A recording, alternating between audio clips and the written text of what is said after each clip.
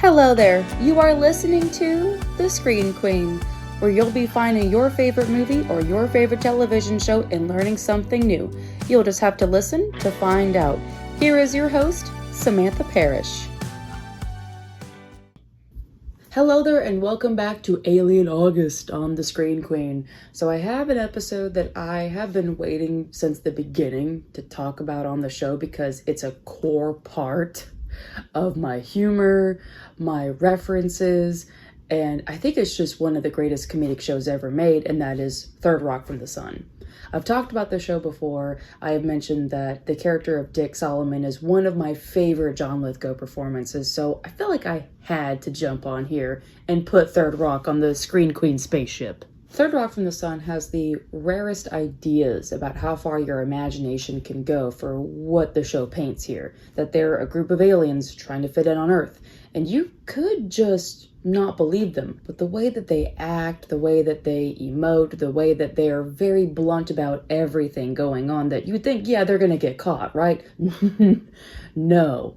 That's kind of the beautiful thing, is that they do such a good job being here despite having no idea what to do and being terrified of Jell-O.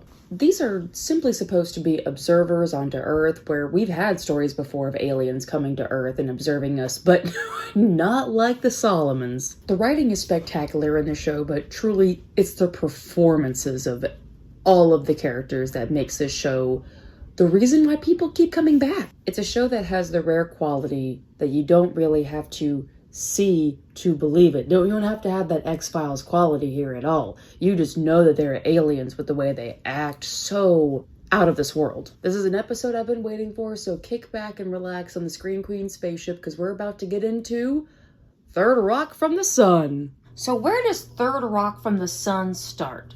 Well, it comes from a certain company called Carsey Warner, who has done very good television shows like Roseanne, but this pops in right in the middle between Roseanne and some of the other shows, but this was a show in the making. You could tell they were cultivating this cast, they were getting all the ingredients set up, and the show itself is made by the Turners, Bonnie and Terry. They're a husband and wife team of screenwriters and producers that have made Third Rock from the Sun and That 70s Show, which kind of makes sense why Joseph Gordon-Levitt pops in up a lot of their stuff, but the fact that they made one of the best television shows, and I have to apologize for one of the other television shows until the end of time, but with them going in with Carsey Warner that did Roseanne and Grounded for Life, there's a really good deal here for having something that felt fresh. You got into the 90s with an alien show, and this came out about 3 years after they did Coneheads, which was, another alien family trying to blend in, but, well, they tried hard and not hard enough. But seeing how there was a different premise, less cone of the heads, something less like the humor, with a little bit more Saturday Night Live involved, and you put that together and boom, Third Rock from the Sun. So I have often said that the Solomon family is probably one of my favorite families, but also one of my favorite set of alien characters. Like, I loved Invader Zim, I loved Star vs. the Forces of Evil, but the Solomons, you don't find a family like the Solomons. So let's start with the High Commander, because of course we have to start with the High Commander, because he is the High Commander, Dick Solomon. You could have different types of High Commander characters, but the way they have the setup for Dick Solomon is hysterical. Not only is he literally the youngest alien in the quote-unquote oldest person's body, even though he would never want to admit that it was a 45-year-old body, it already has a setup for peak humor. And the fact that he says that he's on a third-rate planet at a third-rate university, meaning that everything was automatically underwhelmed, and his reaction is very, I'm better than you. And it's funny considering, his name is Dick, so it kind of makes a joke right for itself that everything he's going to say is going to have a very insulting way about it that he doesn't even know half the time is insulting or not insulting. He's going with the flow. He doesn't really know what to do because he's observing this planet on the mission. Everything is a cover. So half of it he won't be able to take seriously because he thinks that this is just normal as he's observing. It is hilarious that his name has to be Dick because most of the things that he says does come off very asshole-like. But because he has no idea what he's doing, he doesn't understand it, and he's getting around to it eventually. He's a high commander. He'll get there eventually. And the way that he does come through as a brother to Sally and a brother to Harry and a father to Tommy. And of course, his obsession with Mary is just hilarious. I have said many times that John Lithgow's performance as Dick Solomon is one of my favorite performances of his of all time. And every time I go back and watch it, it just basically proves why it's number one to me. Don't get me wrong, I think he's great in Shrek. I think he killed it, no pun intended, in Dexter. The pastor from Footloose, Terms of Endearment, you could throw a dart at any great John Lithgow performances, but this one probably has the bigger dart. When I was going through my thoughts about Third Rock from the Sun, there was something I sort of stumbled upon, and I don't know if I'm the only one that's noticed this, is the tone of Third Rock from the Sun reminds me a lot of how the humor went in the 1960s television shows. When you look at certain shows like I Dream of Jeannie or Bewitched, you buy they're of the supernatural. You believe Samantha is a witch like you believe Jeannie is, well, a genie.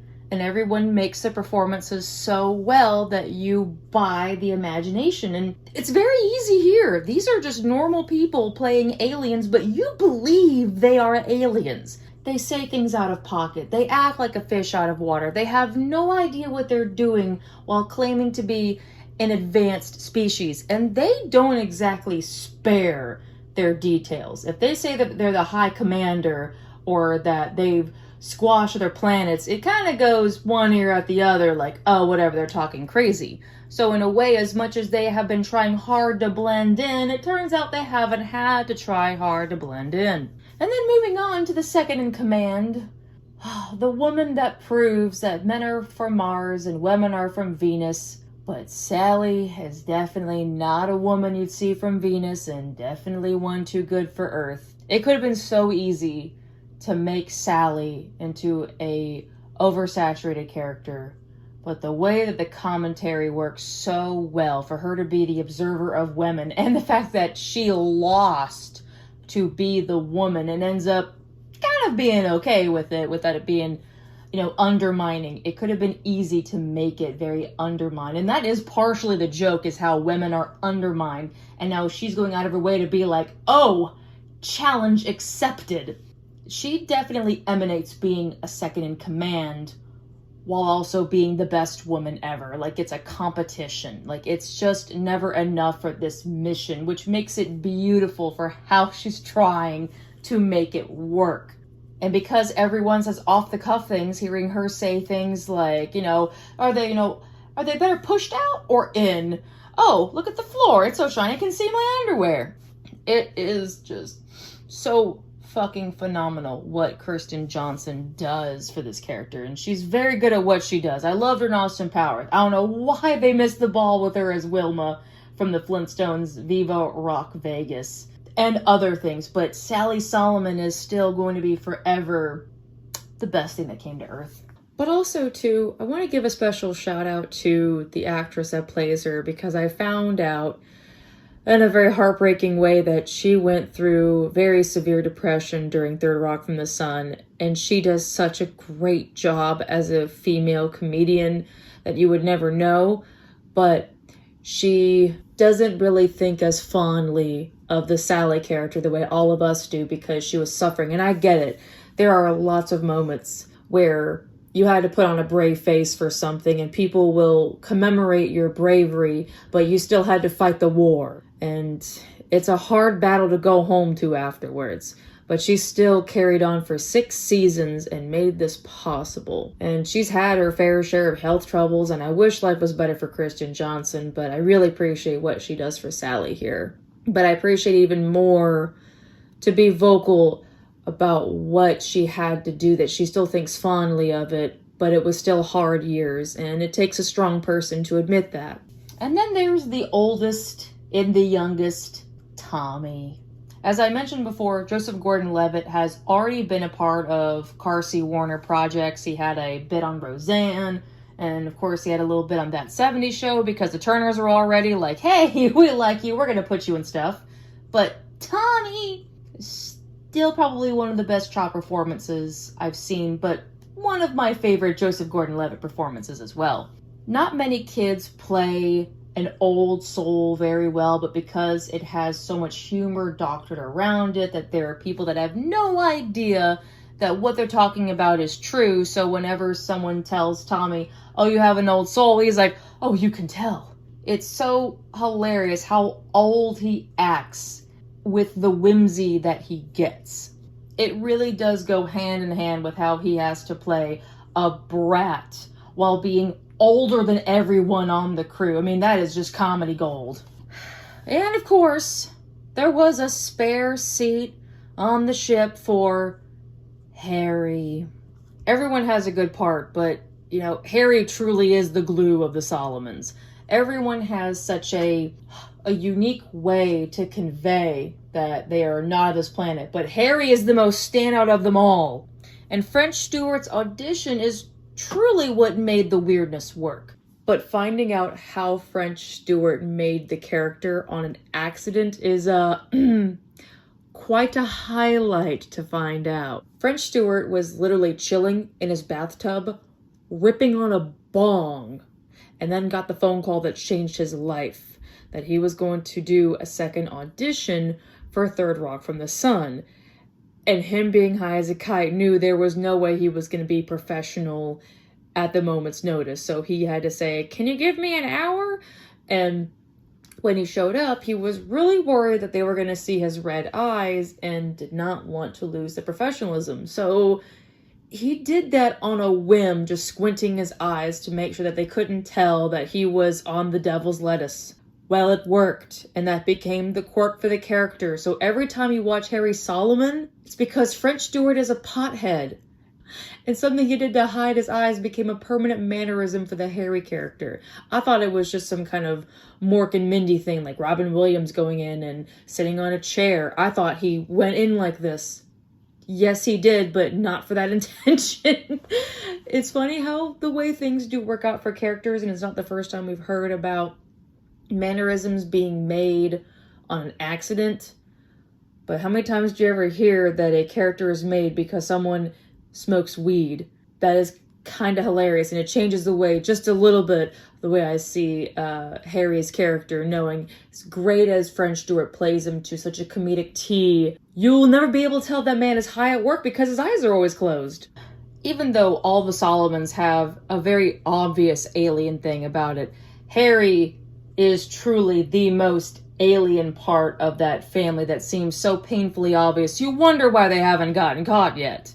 But that's the funny thing, is that Harry does almost everything in the most out-of-the-fact way, in the most far-fetched way, and hasn't gotten caught or doesn't realize the validity of his actions. It really feeds into how the comedy works, that everything they do should absolutely get them caught, but they never do. And Harry, surprisingly, is the one that really gets away with most things that people shouldn't, and having to say things that really don't fly off the tongue very well because he has no idea what's going on about, because he's just Harry. So there's no way that I could ever do this episode and give it the justice if I didn't talk about the heart of the show, the one that stole the bizarre beating heart of Dick Solomon, the High Commander, Mary. So funny enough, I was too young to know who Jane Curtin was on Saturday Night Live, and I only got to see her in The Heat, and that kind of had to become my basis for knowing who she was. But yeah, the woman has an extraordinary credit of history with going back to Saturday Night Live days to be a part of that first wave where women started to get recognized for comedy in a slightly better way that we had to work more for. But Jane Curtin became that rallying force that really got comedy going. So you basically have a comedy legend playing the love interest of an alien, whereas she was already famous for also playing an alien in Coneheads. It is quite hilarious of the irony about how SNL just finds this little ties to get into places, but she's probably the best SNL tie to this. And of course, among others, I do have to say Jan Hooks also was a great addition and very dearly missed, but still, Mary, that is just one of the most hilarious characters to be introduced into a sci-fi. I mean, there's a lot of other very hilarious characters, but Mary Albright is really one in a million.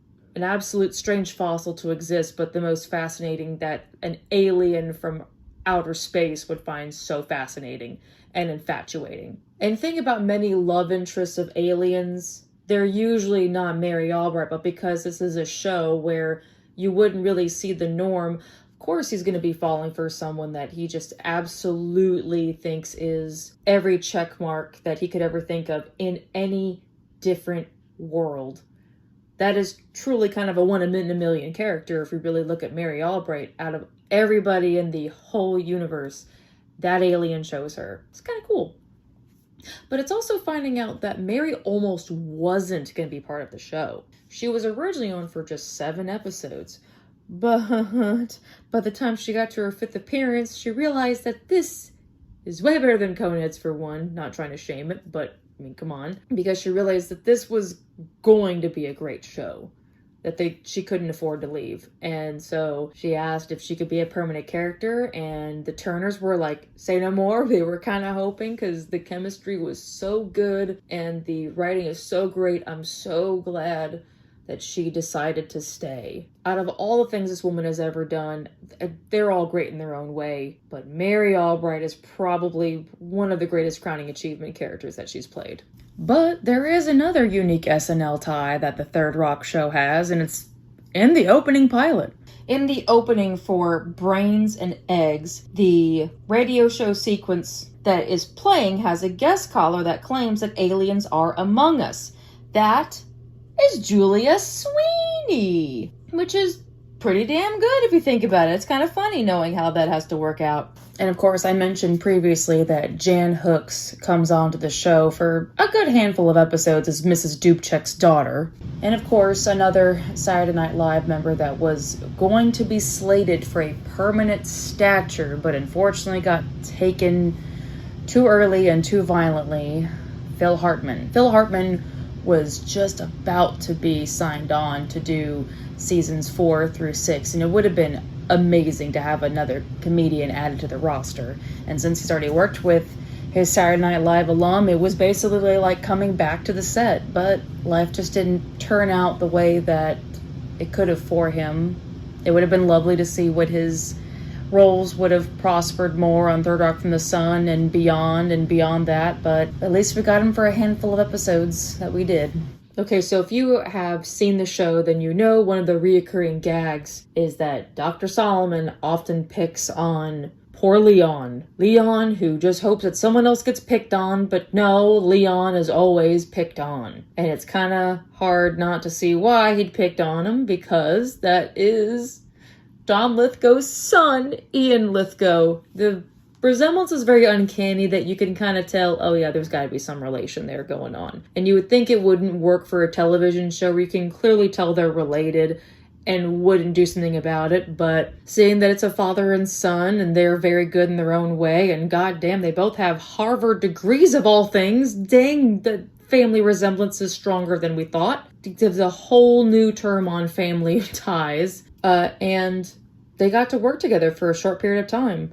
And funny enough, Ian Lithgow did go on to venture more into his studies after Third Rock from the Sun finished up. He got himself a nice fancy degree. He still does make the occasional TV appearance, but he's very cool just existing here and there in Hollywood while his father is, well, his father. But with this being more than the opportunity of father and son work together, John Lithgow did use this as an opportunity to spend more time with his family. For a majority of the things that he's worked on in Hollywood, he's never been able to have an ability to go home at a decent hour and spend time with his family. It's tough to be a dad, and you gotta make time to be a dad. And well, he wants to make time as a father, which is hilarious considering his character absolutely doesn't want to do that. But the show did allow him to be home at a certain time to spend more time with his family. So on top of making a family-friendly show, this was a show that was friendly to him so he could be with his family. So as another little confession about this show, this is probably one of my favorite Wayne Knight performances.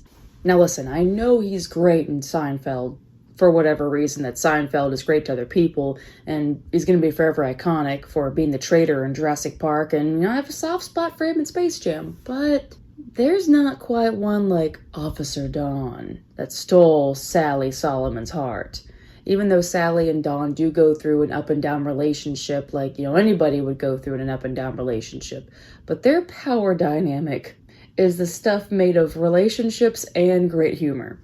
The fact that it's still characters that are in power in their own way, because Sally is a second in command, and Officer Dawn is, well, Officer Dawn, but Officer Dawn isn't taken seriously as well as he'd like to, and Sally brings that out in him. As much as it is absolutely played for laugh, there is a little bit of seriousness in its silliness to see why these two characters worked so well together as a couple, and you would never think that that would be the one that would get Sally Solomon's heart or hearts or however their alien bodies are made by their human makeup.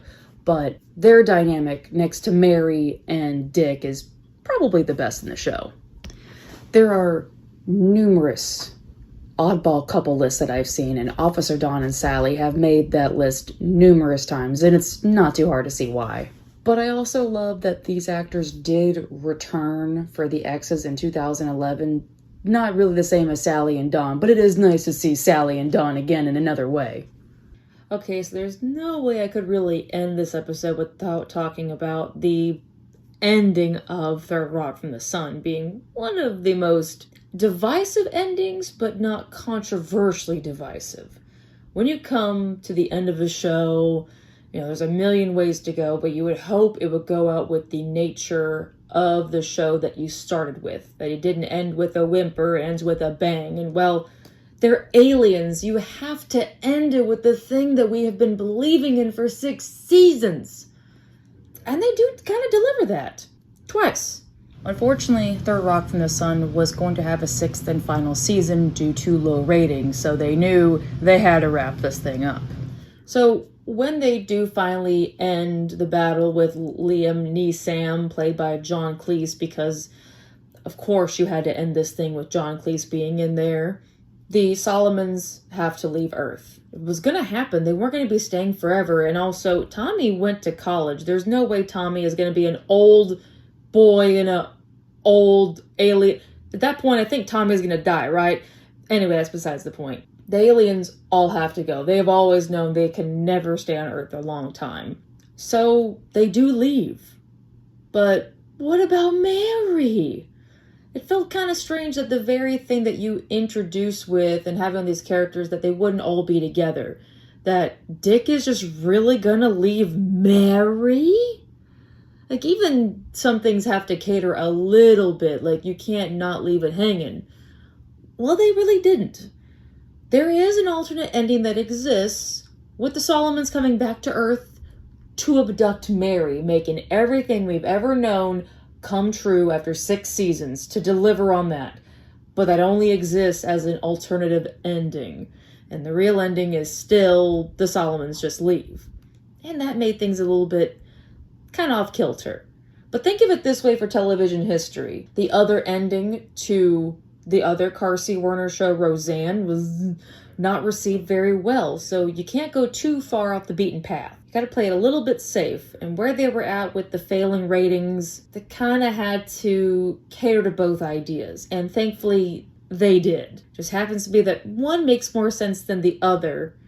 But at least it does exist to show what we've always known. I mean, shit, even Nina knew when she saw the green glow in the desk. At some point, you have to deliver on the ideas, and not many shows do that, and it's a good thing Third Rock did. The thing I love about Third Rock from the Sun is that you could literally pick any episode at all, and you're guaranteed to laugh. It has one of the successes that just keeps growing over time, that you can fall back into this show, and that's kind of the beautiful thing about why we watch certain television shows, is to get involved in their world and to be in the world of the Solomons that they're just basically on Earth, but they're just trying to fit in. And I think that's what a lot of us do. We all try to do what we can to fit in, and we all have our own alien ways.